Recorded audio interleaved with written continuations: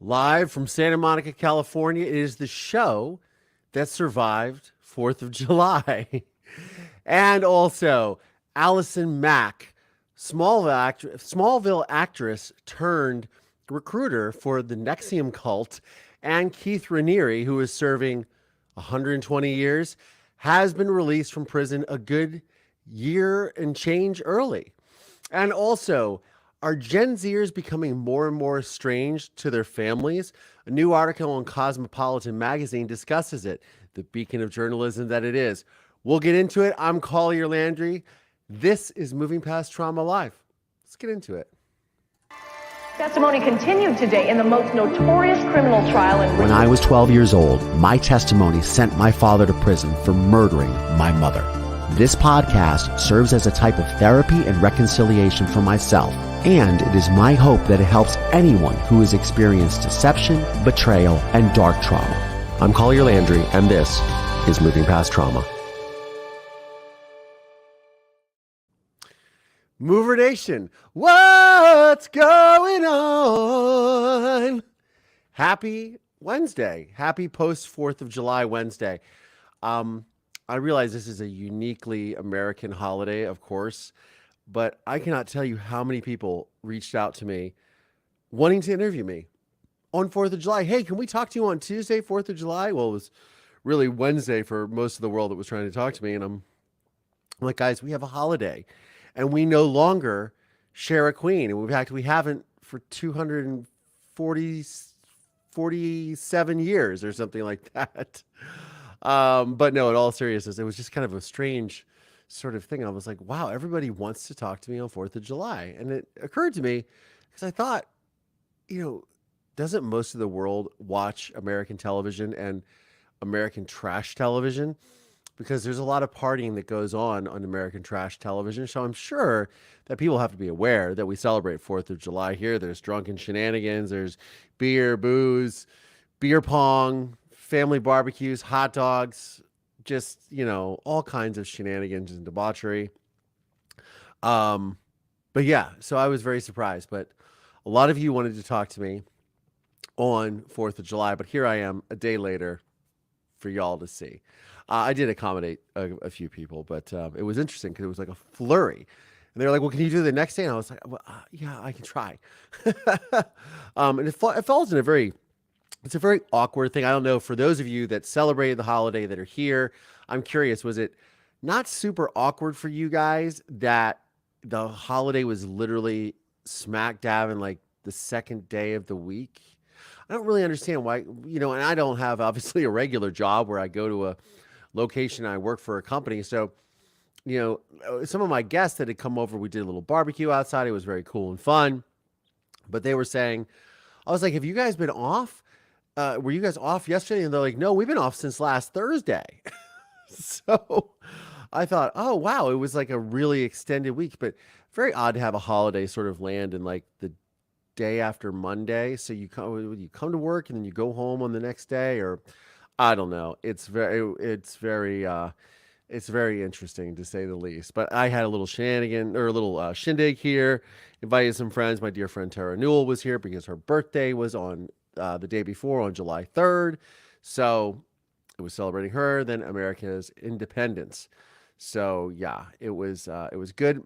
For those of you that are curious, Marisol did, and I did post some fireworks on a YouTube live over the past weekend because I was going to a party. And as I'm walking to a party that was literally 3 blocks away from me, I noticed that everyone was walking in the opposite direction. I said, oh, okay, what's going on here? And I get to the party, and I was probably, they were doing the barbecue, and it was probably like 8:00, and they were all about ready to leave. And they said, I said, where are you guys going? They're, oh, we're going to go to fireworks down the street at the college, which is literally across from where I live. And I was like, oh, there's fireworks there. Oh, that's what they're doing. Okay, that makes sense. People camped out on lawns. It was a lot of fun, but I just sat there and literally recorded them from the deck of my place, which was really, really groovy. And Marisol, who is downstairs right now, but she sat and watched the fireworks with me, and she was a little scared, but a lot of dogs have issues with fireworks, so it was Um, Interesting. Yeah, some of you were commenting, I had 5 days off. That's wild. But that's very cool. That is very cool. Kaz, welcome to the channel, by the way. Thank you for joining channel memberships. Thank you so much, guys. So a bit of news today, trending news. Allison Mack. So for those of you who watched the documentary series on HBO, if you watch the HBO series The Vow, which is about the NXIVM cult, which is spelled in sort of a weird way, but it was run by a gentleman named Keith Raniere, who is serving 120 years in federal prison for coercion and racketeering, and it was a cult. It was a cult. The show, it ran for 2 seasons now. Mark Vicente, who was a director, most famous for directing a film called What the Bleep Do We Know, actually got caught up in it with his now wife and some other people. They actually came to my house a long, this is like mid 2000s.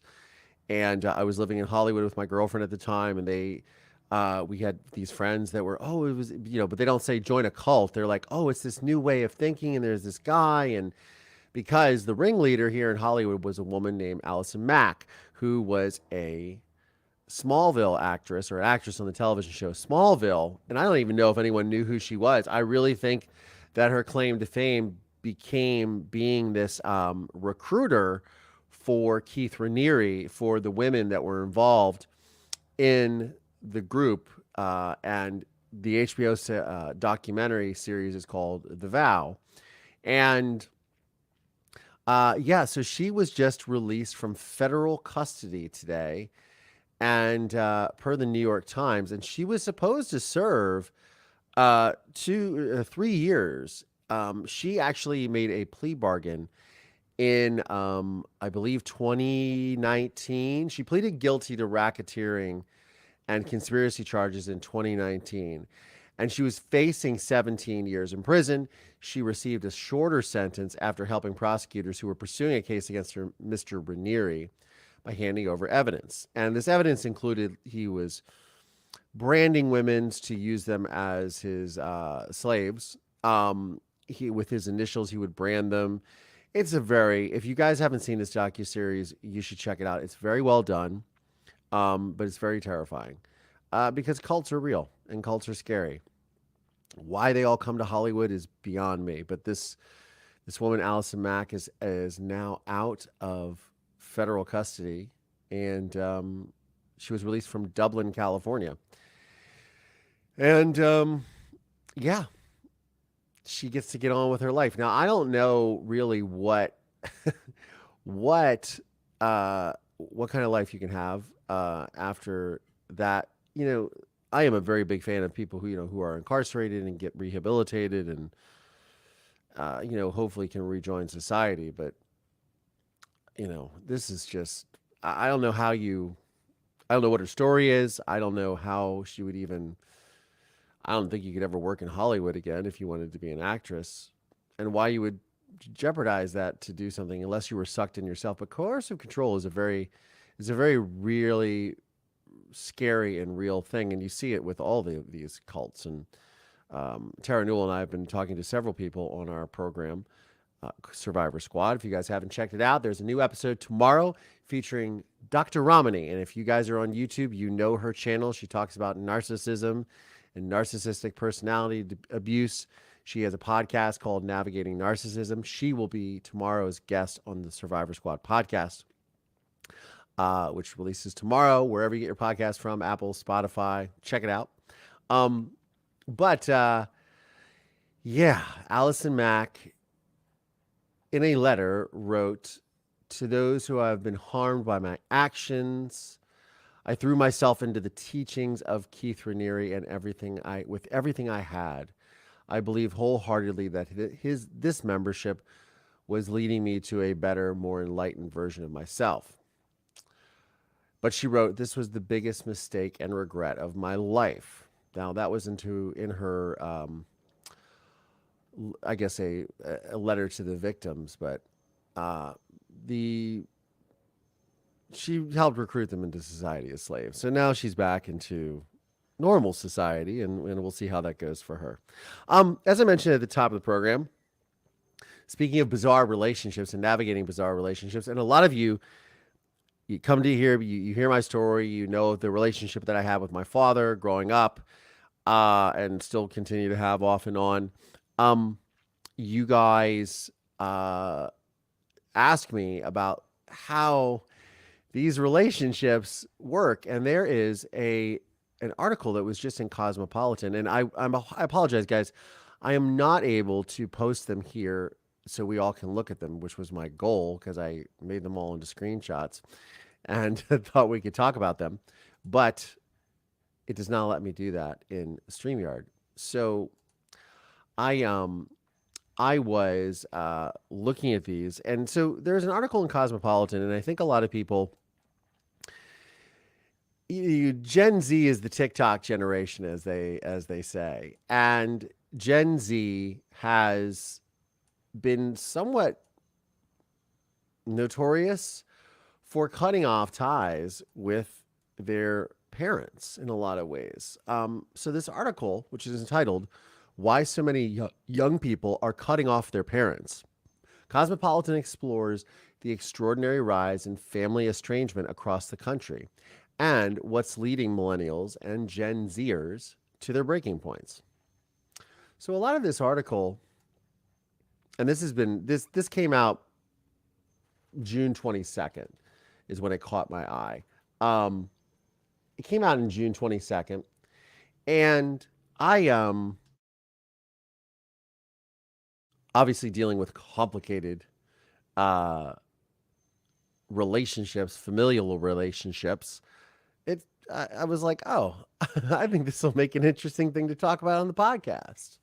So it talks about this girl, Jordan, who was raised in a Southern Baptist household in North Carolina.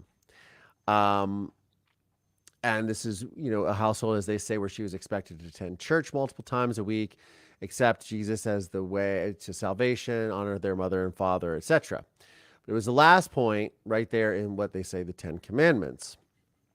So when Jordan made the decision to stop talking to her father, the choice stood in defiance to the lessons of her upbringing. But it was also because of them. She was tired of being told that women should submit to men, a belief ordained by the religion in which she was raised. She was finished obeying. Family estrangement flies in the face of what most of us are taught as children, that family is forever and the bonds of blood cannot be replicated, especially in cultures that value the cohesiveness of the group over mere individuals. Wants and needs, family is not considered a choice as much as it is a fact. But for families across America right now, that fact is fraying. Now,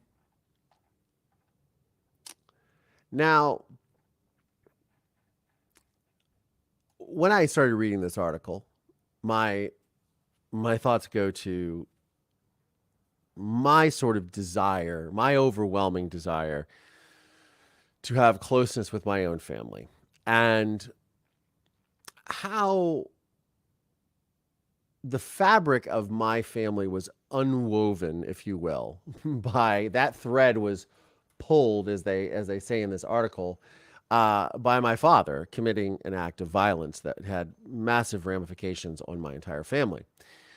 And when I think of how the sort of ripple effects of that violence parallel these plights that some of these other individuals have, right? As someone who in his family relationship was the one who tried to be the cohesiveness, the glue that tied the family together, I spent the overwhelming majority of my young life trying to relate to my relatives and into my father's side of the family, my mother's side of the family, and all of it was sort of for naught in a lot of ways because they just rejected me. And I don't know if it was that they really rejected me on their terms or not.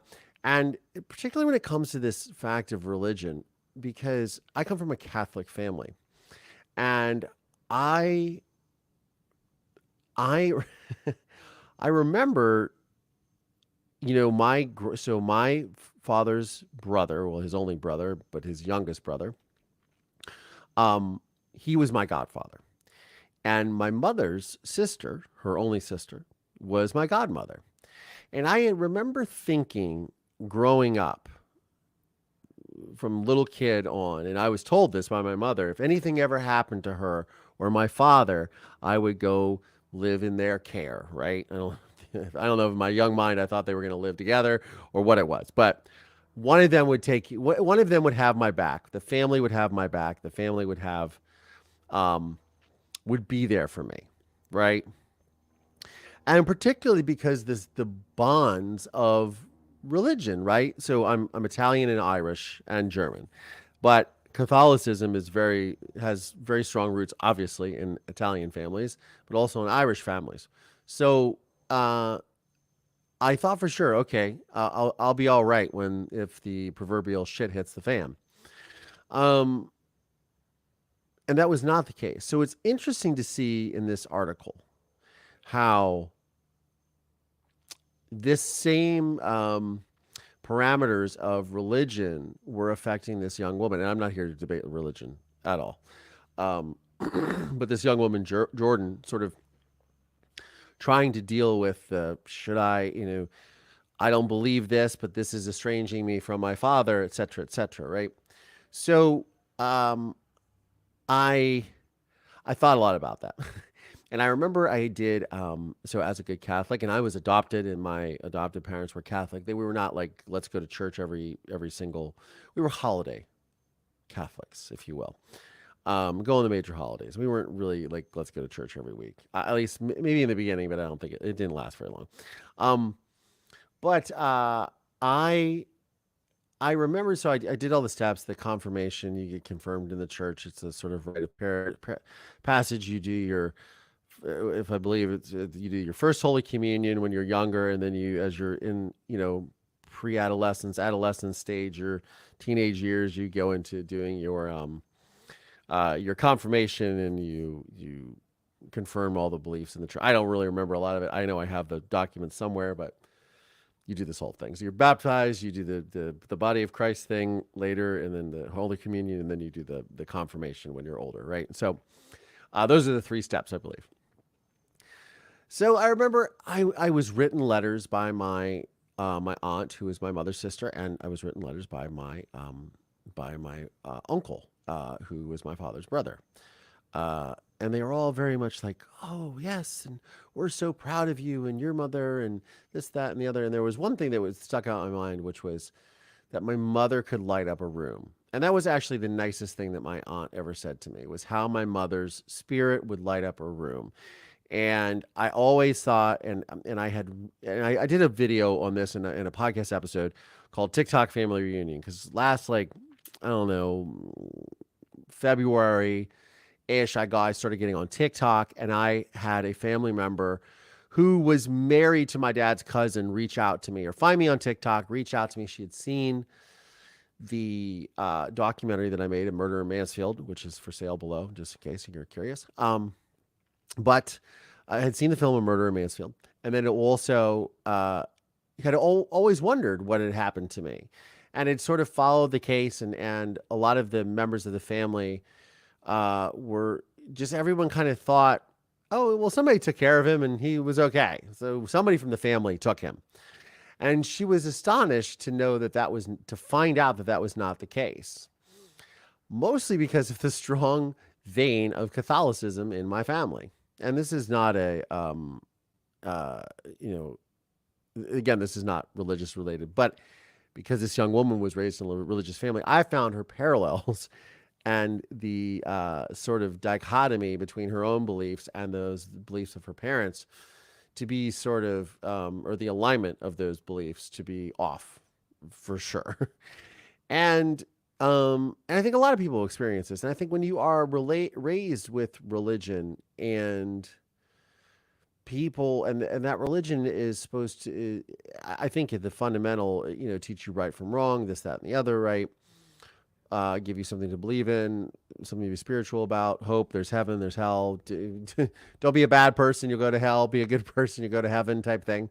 I'm oversimplifying, of course. But it also gives you a structure. And I think that when that structure is either the facade of that structure begins to crumble, in this case, this young woman, Jordan, seeing that, no, I'm not a submissive person to a man. I don't want to I don't want to live in that. I'm my own woman. I want to have my own career. I want to have this. It sounds like obviously they were maybe they had heavier beliefs than most. But also when you find the facade of like, oh, well, you said you were supposed to be there to protect me.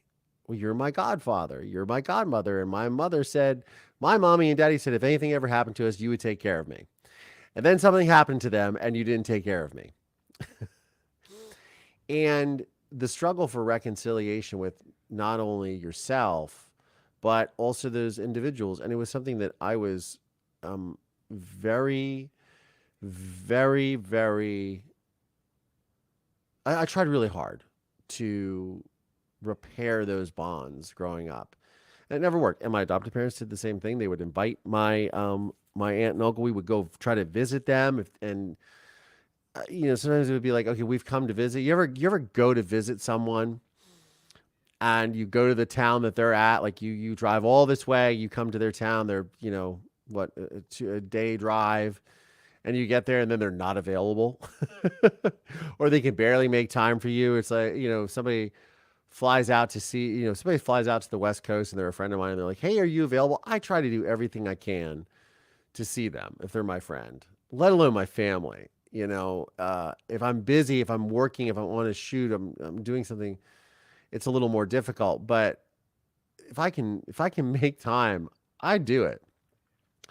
It was like pulling teeth with these guys. Well, it was like pulling teeth. Oh, well, if we have time or this, and they did see me, and we did go to dinner, but it wasn't anything. And I strove for this connection for a really long time. And obviously having a connection with my father was a little bit of a different story in the sense that he's incarcerated. So, and how was I able to have and maintain a relationship with someone who was incarcerated, right? But could not have a relationship with people who are free. And by the way, to add insult to injury, the whole reason that my father is incarcerated, and I speak to this in my mother's side of the family, who two of my female cousins were molested by my father. There were accusations of this. My father, not a lot of people know this, but my father was going to be arrested about a year or so before he took my mother's life. And in the film A Murder in Mansfield, I don't know if I addressed it, but I do talk to Dave Messmore, who is the detective from the case, who I bonded with, and together we solved the crime. He had reached out to them, and they said, "Oh yeah, he's the Baltimore police," because he had heard rumblings of this. So he basically spoke to these investigators, and they were like, yeah, we were going to charge him, but one of the daughters the kids couldn't testify. And look, you're a child, you've been traumatized, something like that happens to you. That is not, that is awful, first of all, unbelievably sad and painful. And I don't fault them at all for not going through that. I mean, their little girls are confused. I mean, I was confused, trust me. And this is something I didn't know until much later on in life. But you would think that I would get like some kudos for that, right? When they'd be like, we really love you, Collier. Thank you so much for doing what you did. You got justice. You did this. Pat on the back for you. But it wasn't like that. It was, one of the reasons why I went to foster care is they didn't want anything to do with me, right? One of the reasons why I never saw them. They didn't want anything to do with me. I have not seen I don't even think she's alive anymore. My mother's sister, I have not seen since 1998. 1998 was the last time I saw her. So that was 25 years ago. Wow. Spring of 1998, I believe. Yeah. That's a long time ago. So I find it really sad. And this is not about me, but this is about me sharing my story with you guys. But I find it sad that these, and those are obviously with an aunt, right? This is with parents, and you can't find this common denominator, right? And people live on and go through life without trying to mend those fences. And this is so I'm going to read a little more of this article to you guys, because this is just what struck me. It's just very poignant, because nowadays things are very connected. I mean, this is, like I said, 25 years ago since I had seen my aunt. So, there's no real social media. She wasn't a big email person. And I straight up tried to connect, like literally. And I was shut down by my cousins. Like, she doesn't want to talk to you for whatever reason. I can't think of a good reason. Whether it's, I think from having talked to my cousin, who doesn't speak to me anymore either, it was either, I think it was a sort of cauldron or brew of a stew of potentially this sort of guilt and shame of not having stepped up for me with my family, or it was this this sort of anger that they were holding on to, which I think is the biggest part of what my father did. I think a lot of people, and this is one of the reasons why I do this program, or why I share my story, is to articulate to y'all that that you gotta find a way through this, because it's going to destroy you. Because as we go through this article, and I believe this girl talks about this on her TikTok, her sort of estranged relationship. And they reference celebrities like Drew Barrymore, who talks about her emancipation from her parents at the age of 14. Jeanette McCurdy, who wrote a best-selling book called I'm Glad My Mom Died. And then Brooke Shields, who's obviously opened up recently about her tumultuous relationship with her mother. For those of you that didn't see that saw the documentary or docuseries on Brooke Shields, I think it's called I Am Brooke Shields, rather. It's interesting. But this girl, Jordan, talks about this. And this is like a big sort of thing on TikTok and with millennials and Gen Zers, discussing the issues with their parents. But when she was 32, she said she decided to leave the church in early adulthood. But tension rose between her and her father because her parents were married. Jordan says she held back from cutting her dad off despite the fights they had about religion, politics, and her exit from the church. But after one last explosive phone call, Jordan hung up the phone and had a, quote, moment of clarity. She realized she was finished, done. Looking back, she says she's lucky she waited.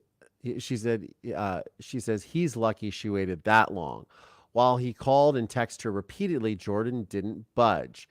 It's an extreme privilege to have a great relationship with your adult children, she says.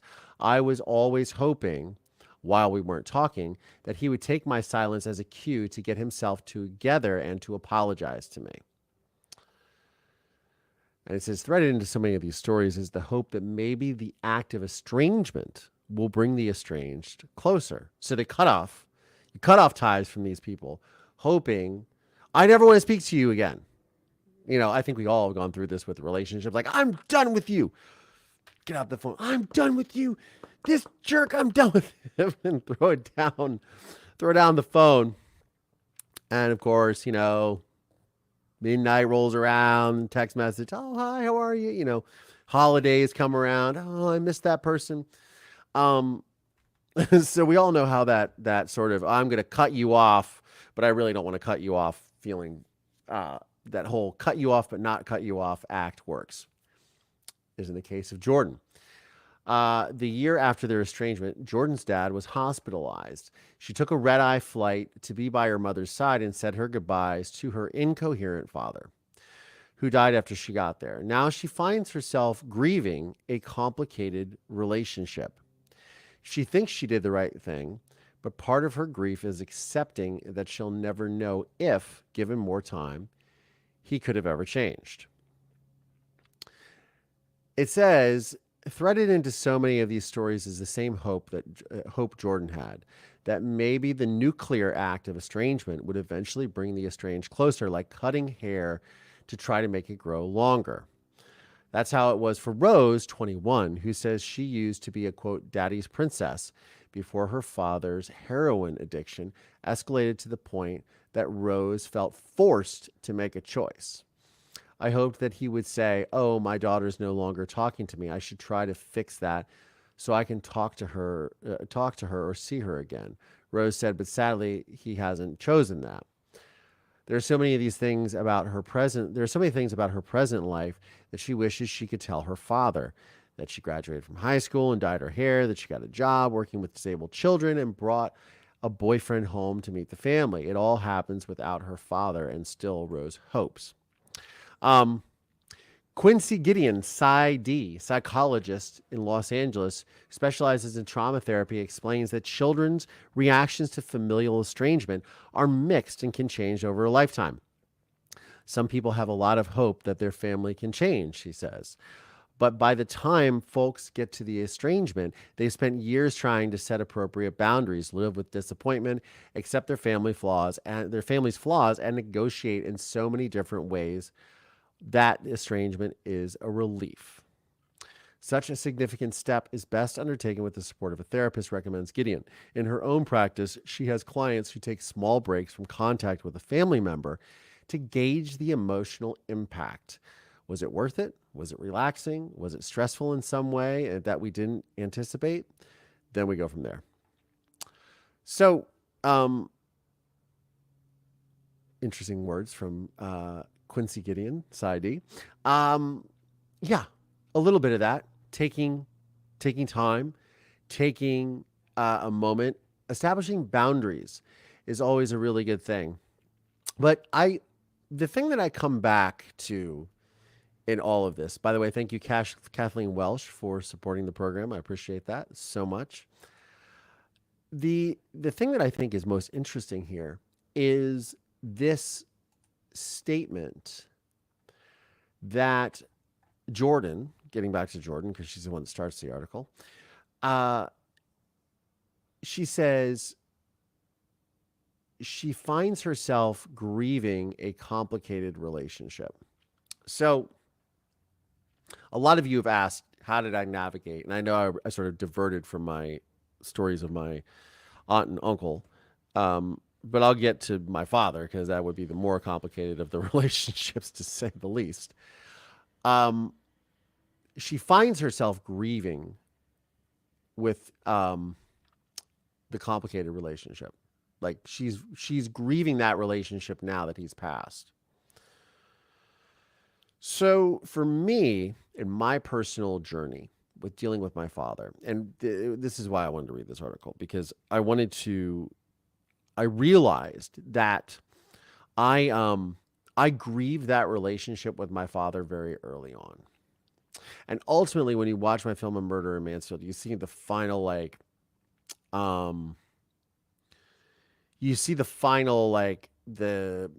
the cherry on top of the grief of that relationship, which is me coming to terms with the fact that, okay, I'm never going to get through this man, but also I am not this man, which was a really big relief, like a really big relief for me.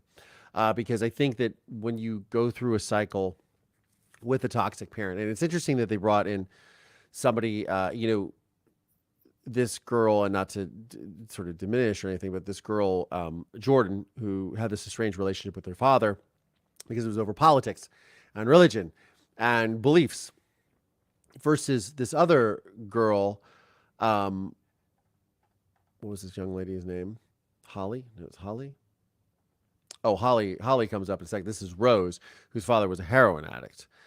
That is a cycle of like, I think a lot of people here or that watch this program, maybe you guys find you might have very complex relationships with your parents. Some people are suffering from parents who were abusers of substances like alcohol or drugs. Some, suffered abuse at the hands of their parental figures, and all of that is very, very horrible. And then some just have a disagreement, like I don't get along with my father, so I don't talk to him. I think that what you want to do is if you don't want to be grieving the relationship after they're gone. That's my opinion. That was my opinion, and that was my process with my father was I'm going to grieve this relationship that I know no longer exists, or I'm going to grieve what I thought this relationship could ever be. And this was a very long process. This wasn't like overnight, but this was a situation that as I got older, like into my 20s, I started realizing like, okay, and people would ask me like, what are the conversations like with your father? And I said, they're very surface. And I got to, my father was transferred to Lucasville State Prison, which is in like mid-southern Ohio, like I think like on the way to Cincinnati. I went to school for the first years of my college experience at collegiate experience at the Ohio University School of Music, which is in Athens, Ohio, on the Ohio University campus. And Lucasville was probably 45 minutes to an hour away from my campus. So it was easy for me to go see my father twice a month, which that's when I really started trying to build that relationship to sort of figure out how I would navigate that so I could jet on over to the prison, which, by the way, Lucasville Prison was the one that was taken over by the inmates. The Muslims and the Aryans teamed up together and went and took over the prison. And it was very scary. There's documentaries about it, very, very terrifying for all involved. And it was like 11 or 12 days. President Bill Clinton sent in the National Guard. It was a whole thing. It was a whole kerfuffle. But, so going to Lucasville right after those riots was pretty terrifying. But I remember that I would have these conversations with my father, and it was always this like, we would talk about girls, obviously because my dad, right? So we would talk about girls. We would talk about we talk a lot about basketball. I'm a very big basketball fan. Talk a lot about sports, the college experience because he had gone to college, obviously. We talk about that collegiate, like when I'm studying subjects, but there was never any conversation of, why did you kill my mother?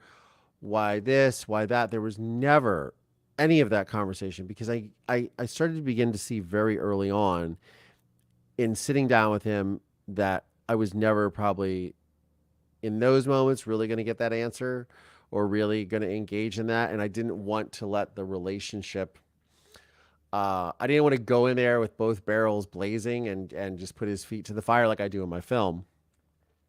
At that time, because I wanted to see like, okay, can some sort of substance of a relationship be salvaged here? And I know this is very odd for a lot of you to hear that, that someone whose father who's murdered his mother, um, then try to salvage a relationship with him. But I did because I had to do it for myself. And I remember, and this is very hooey-dooey, but my mother came to me in a dream when I was in college and said, you should reach out to your father. He's all you have left. So I did. And I did my best to make that relationship work. But I was really in that process, in those moments of like slowly grieving my father, slowly grieving the loss of a relationship. Like, look, he had missed out on all my teenage years. There was all of that. Now I'm in college. He's missing out on that, but he's sort of, he's mostly missing out on that, obviously.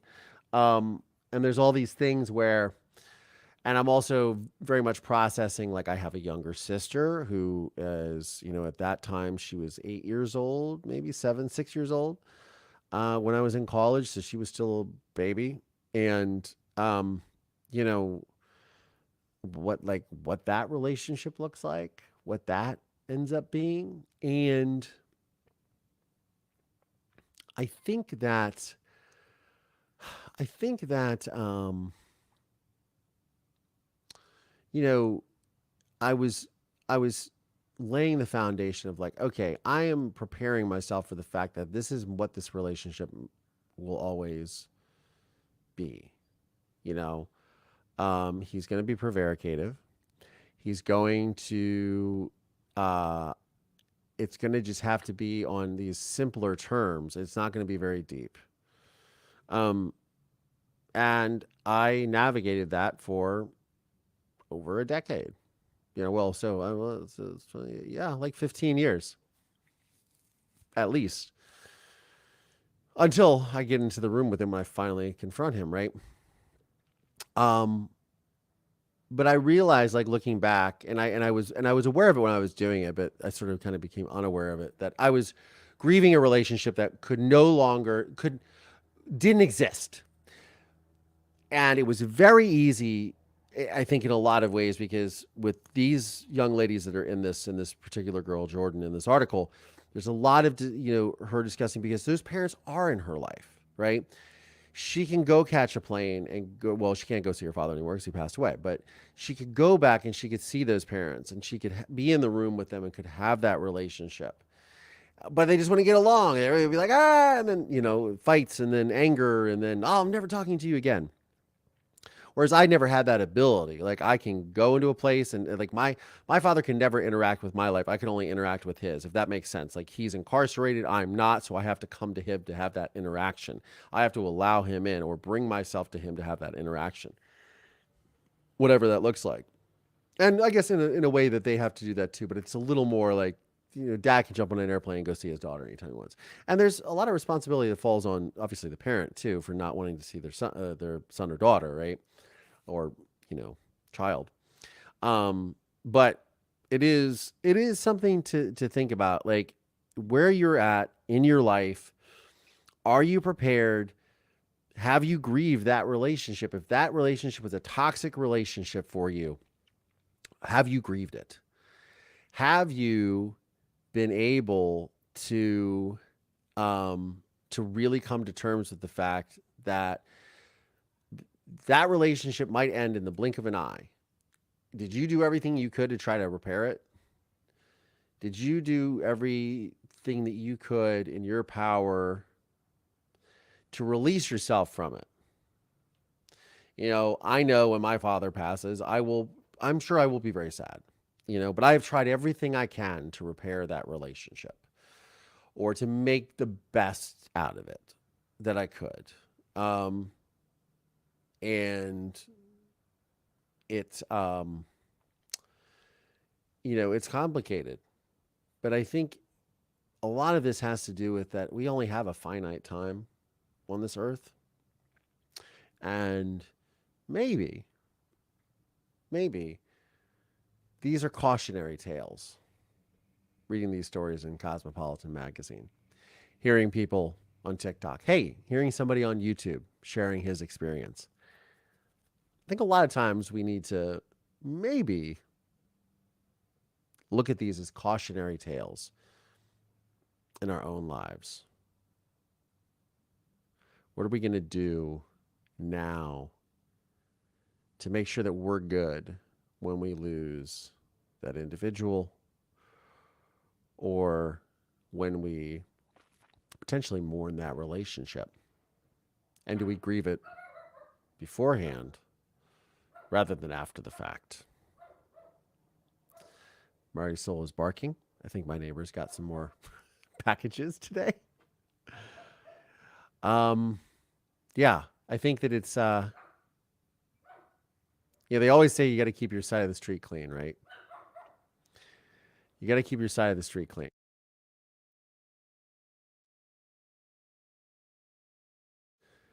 Had to let Marisol know it's okay, that she doesn't have to bark. I think that we have to really, it gives a lot to think about. And what can you do today? I think that's where I challenge you guys, my audience, to sort of say, like, what can I do in these relationships? And if you are someone who is on the other side of this, right? You're not the child, you're the parent, and you're going through these issues. What can you do? to sort of maybe mend those fences, repair those boundaries. I mean, being rigid is, not a lot of fun, you know? And I'm not saying like, and look, the young lady who has cut off her father who's a drug addict, like absolutely. Like you can't go down in a quagmire with people who have massive issues with substance abuse and can't get their act together. You can't sink down that road, and it's heartbreaking to watch. And I am very fortunate that I don't have that experience in my life. Um, my experience is quite different, obviously, but I have friends that do struggle with parents who are just have a real problem with drugs and alcohol, and it's really sad. It's a really sad thing because there's nothing you can do to help them. No cutting them off will ever do as much, and it then becomes all about you. And I think that when I talk about the processing of the relationship and the grieving of the relationship, that's when you sort of take back that, because in that grieving of the relationship with my father came forgiveness, right? And and many people would say to me, "Why do you forgive your father? Why did you forgive him? He did something so horrific to you and so horrific to your mother and so horrific to your family. How can you forgive somebody like that?" And my simple answer was, it's not about him. It's about me. It's about me knowing in my heart that I can move on from what has occurred and do my best to reprocess that relationship, do my best to be the best person in that relationship I can be. And again, like, I know somebody's hearing this. I don't know if they're listening to it now or listening to it, 2 days from now, 2 weeks from now, 2 years from now. I don't know. But you got to do you. You got to look after yourself, but you have to be aware of this very, like, I'm going to just cut it off and not ever speak to them again. Like, that doesn't do any good either. Unless you are 100% processed and grieve that relationship, but you got to do it while they're around. It's much harder to do that when they're gone. You don't have those opportunities to say the things that you really wanted to say. That's sort of my reaction to that. I mean, our time is very finite, There was somebody who I just saw passed away. They're 48 years old today. It's just like, come on, man. That's young. That's still young. So I think that there's a lot to consider. Heavy subject matter today, guys. But this is sort of my Wednesday wrap and sort of morphed into Thursday thoughtful Thursdays, Thursday thoughts. Tomorrow, joining the program is Jody Weber. It will be a pre-recorded interview that I will play. She is going to catch us up on the world of true crime and what we're doing, what's going on there. We're going to discuss some documentaries that she's watching. She recently interviewed me for her podcast, Caught in My Web, which is available on her Patreon. And so we're going to talk a little bit about that. We're going to talk about all the usual suspects, the Kobergers. We're going to talk about the Delphi case and get her analysis and thoughts into that. So stick around for tomorrow. Check it out live here on YouTube, 3 p.m. Pacific, 6 p.m. Eastern time. She will be on the show. I hope you guys enjoy it. I'm going to leave you guys kind of on a solemn note. I guess I'll put a link to this article in Cosmopolitan should you guys want to read it. But it is definitely interesting. Let me look at some of your comments. Let me see what's going on here. I grew up in Terry Ports. I grew up in Canton, Ohio. Was your target in the Mansfield Reformatory? Oh, did you help get me in there? And yes, Jody, Gringa Latina says Jody Weber. Yay! Woohoo! Barbara Ann says, at every point in which you look at the relationship, one of the considerations is the issue of you thinking you have a dependence on having the relationship as part of your identity. and you're not. That's a good point.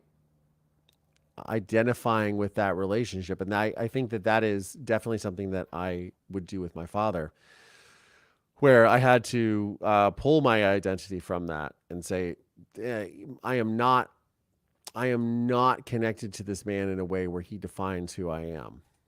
I think that's a big thing.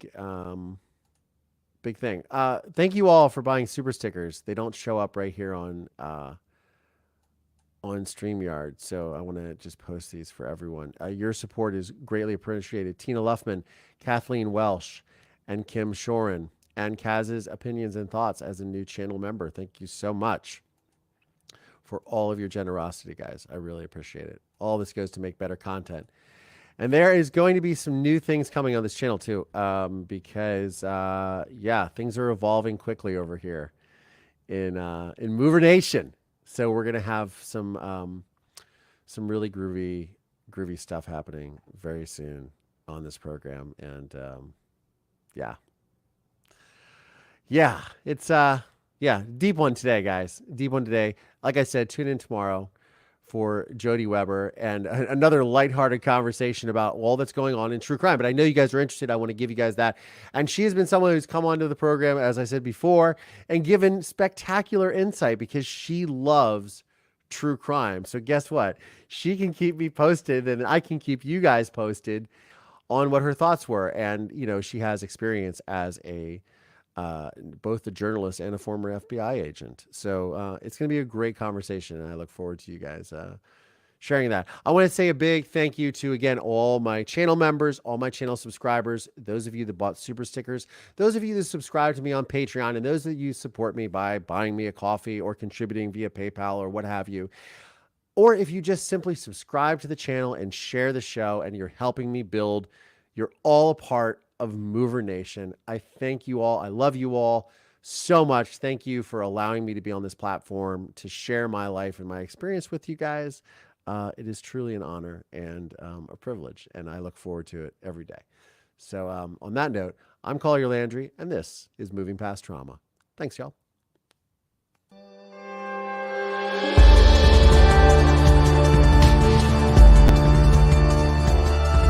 This podcast is made possible by support from listeners just like you. For exclusive content around this podcast, please consider supporting me via Patreon by going to collierlandry.com/support. Please subscribe via Apple Podcasts or wherever you get your podcasts from, and please leave us a 5-star review. If you want to see video episodes of this podcast, please check out my YouTube channel at youtube.com/collierlandry. You can find links to additional resources in the show notes of today's episode. This podcast is a production of Don't Touch My Radio. Copyright Collier Landry.